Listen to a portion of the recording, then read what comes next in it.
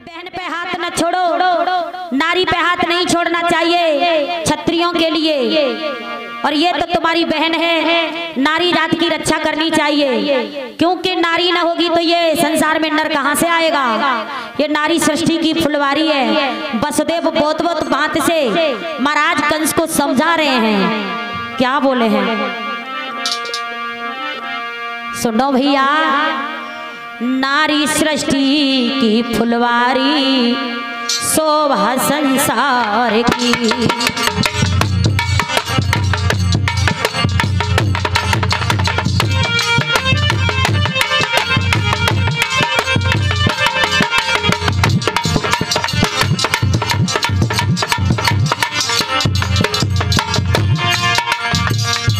कहा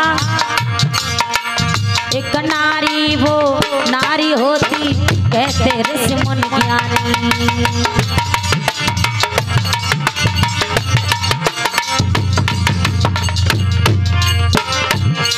और शंकर जी की जटा विराजे श्री गंगा महारानी, जिन्हें सारी दुनिया तारी शोभा संसार की।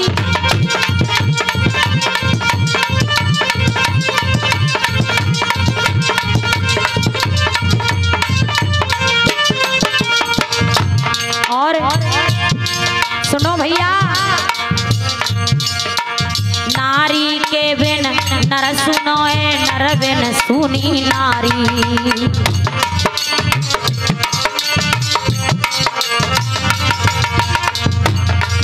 और तन की नाड़ी संगत जे तब पड़े मुसीबत भारी, से जाकी करे रखवारी शोभा संसार की।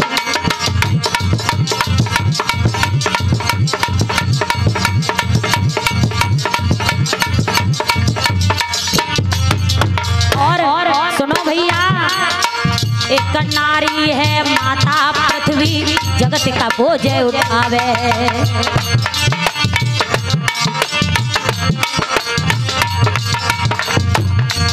और सब प्राणी जा पे रहते हैं, ये सब सामग्री पावे, वो तो जग की पालनहारी शोभा संसार।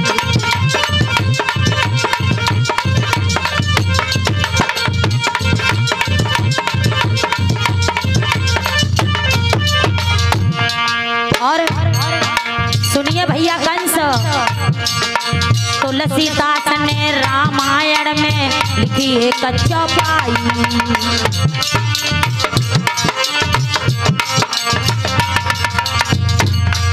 और जिस घर होवे नारी की पूजा, अरे लक्ष्मी पहुँचे आई, से जागो बने तकारी शोभा संसार की।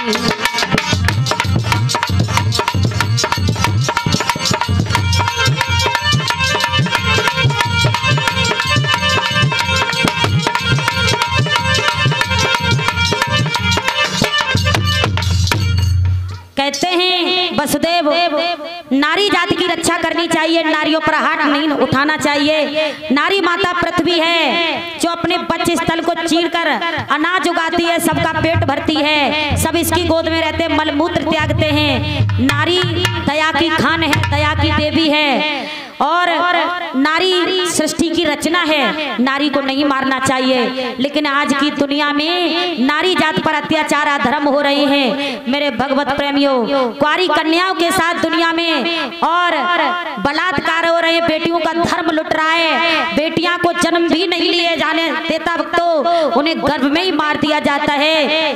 दुर्गा पूजन करते हो, जब जब नवरात्रे आते हैं माँ दुर्गा को पूजते हो, और वही दुर्गा की अवतार शक्तियां ये बेटियां, इनको गर्भ में ही मार देते हो। बेटी कहती है कि माता बहनाओ, ये बेटियां फुलवारी इस रचना की, आपके आंगन की फुलवारी है। और बेटी अंगना की फुलवारी है रीमती, मारे मात गर्भ में बेटी। अंगना की फुलवारी है मत मारे मात गर्भ में।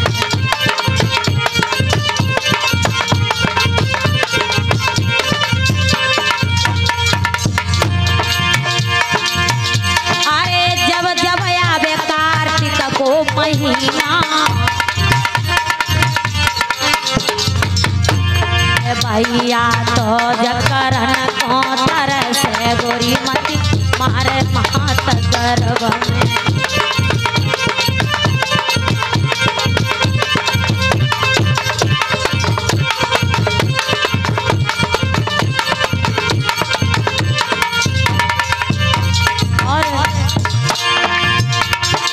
जब आवे सावन को महीना के भैया कलाई देख के रोवे गोरी मत मारे मात गर्भ में।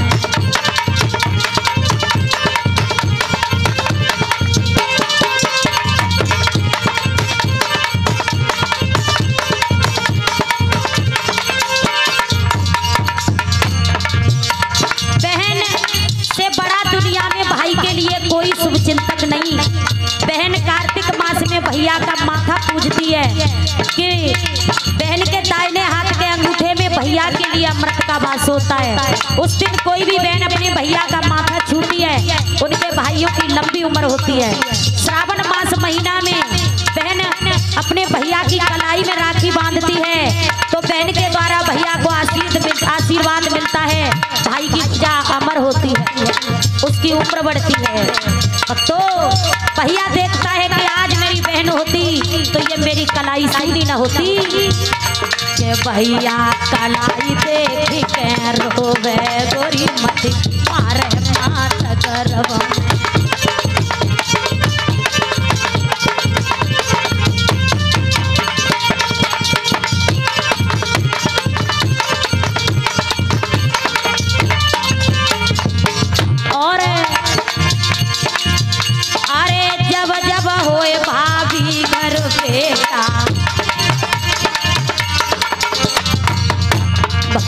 जो सतिये करन को तरसे गोरी मत मारे मात गर्भ में।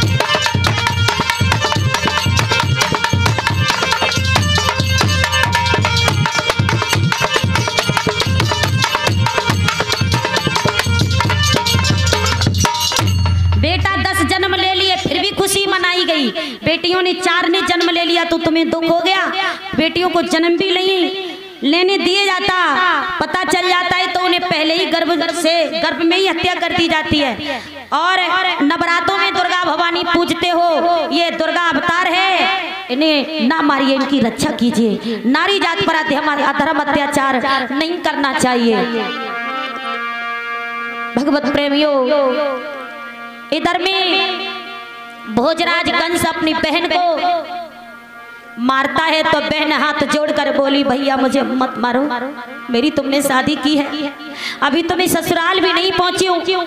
शादी के बाद नारी सुख क्या होता है ससुराल का मैं कुछ नहीं जानती, मुझे जाने दो, मत मारो। और रो करके देवकी बोली, भैया बीरन तो कहा बन आई, भैया छोड़े बेना अपनी पे।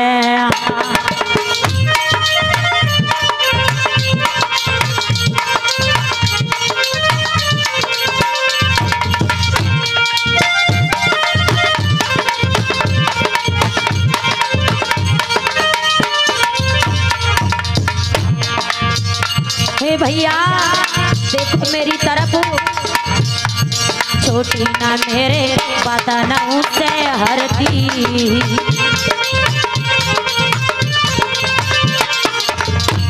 छोटी ना मेरे बदनों से हरती।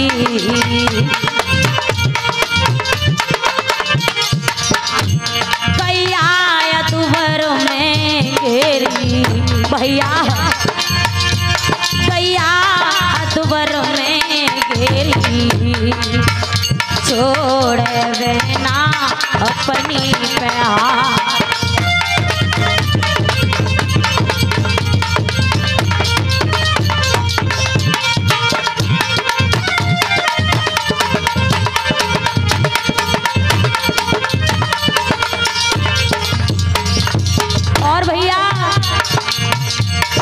छोटी ना मेरे हाथन से मेहंदी।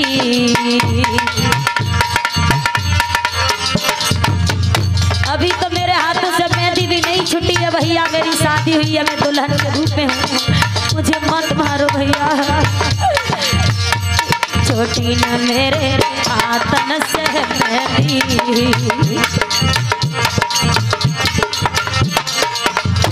पहनाया दोभर में गेरी भैया, पहनाया दोभर में गेरी, जोड़े पहनाया बनी पे हाथ।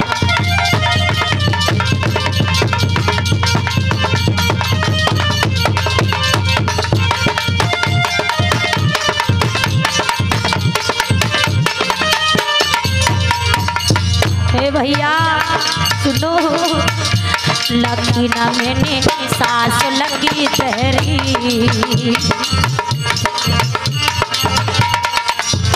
अभी तो अपनी सासू मैया के पैर भी नहीं पूजे, ससुराल की तहरी भी नहीं देखी, ससुरे के वृक्ष भी नहीं देखे। मत मारो भैया, क्या होता है पति का सुख नारी के लिए मैं कुछ नहीं जानती।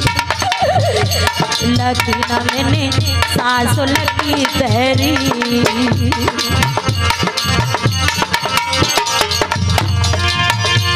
भैया की से जन देखी भैया, भैया की से जन देखी, छोड़ देना अपनी प्यार।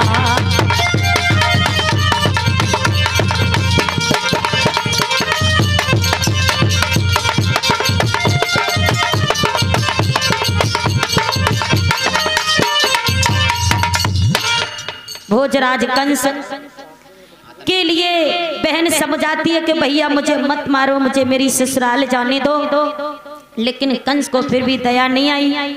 देवकी बहुत दुखी हो रही हैं, तो वसुदेव ने सोचा ये कंस से अब चालाकी से ही बात चलेगी।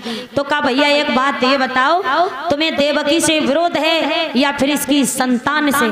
तो कंस ने कहा इसकी संतान से। तो वसुदेव ने कहा तो फिर मैं वचन देता हूँ कि तुम्हारी बहन की कोख से, तुम्हारी बहन के गर्भ से जो भी संतान जन्म लेगी, मैं उन संतानों को तुम्हें ला करके देता रहूंगा।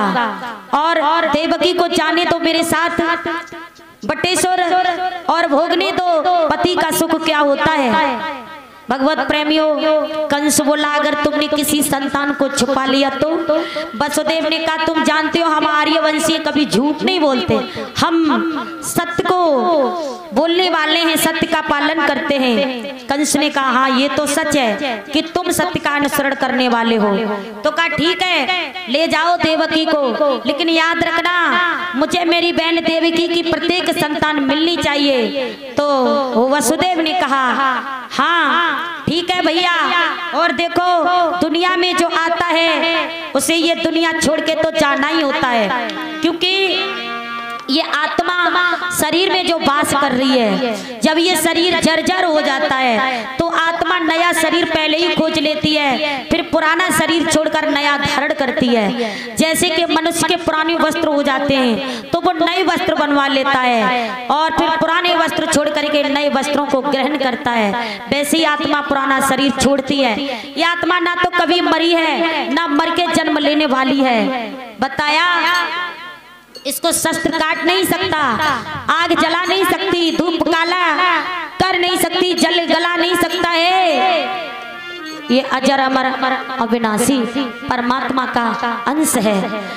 हे भैया इसलिए सुनिएगा, जो जन्मता है वो मरता है, जो उत्पन्न है वो एक दिन नाश उसका जरूर ही होगा, क्योंकि ये मृत्यु लोक में सब काल के ग्रास होंगे। इस दुनिया में केवल काल वास करता है, जो आएगा काल के मुख में जाएगा। ये आत्मा अमर लोकवासी है। भगवत प्रेमियों, जहाँ से आई आत्मा वहीं जाती है। लिखा है ये 5 तत्वों से बना हुआ शरीर रूपी मकान जिसमें आत्मा वास करती है, एक दिन ये मकान छोड़ना होता है। ये आत्मा किराए पर लेके आई मकान, किराया क्या देना होगा? हमें तुम्हें सत्य का अनुसरण करते हुए उस परमेश्वर का नाम रटना होगा। इस आत्मा का पिया परमात्मा है। जब ये हंसा निकल जाता है तो क्या रह जाता है? मिट्टी रह जाती है पड़ी हुई। कहते हैं भक्तों कि हंसा निकल गया पिंजड़े से, ये पंच तत्व, ये शरीर रूपी पिंजड़ा, कि हंसा निकल गया पिंजड़े से और खाली पड़ी रही है तस्वीर।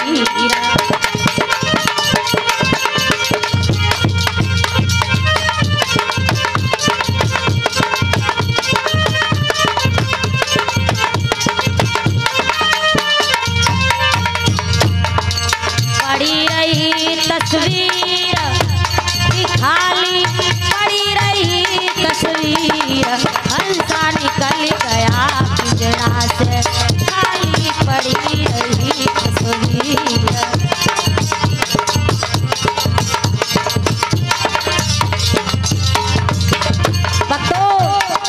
बहुत मनाए देवी देवता, बहुत मनाए पीर, बड़े मनाए देवी देवता, बहुत मनाए पीर।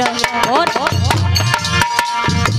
अंत समय कोई काम न आवे, भाई जाना पड़े अखीर, हंसा निकल गया पिंजड़ा से, खाली पड़ी रही तस्वीर।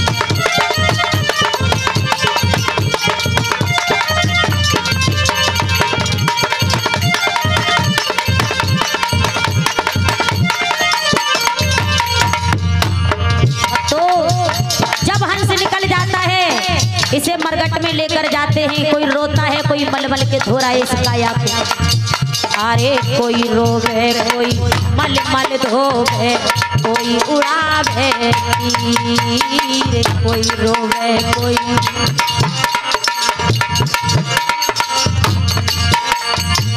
कोई रोवे, कोई मल मल धोवे, कोई उड़ावे तीर।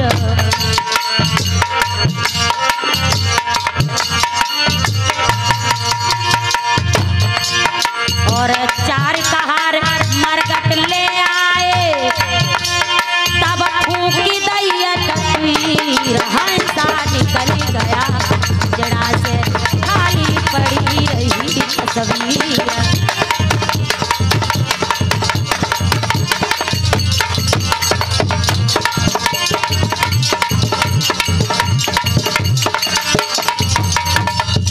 कहा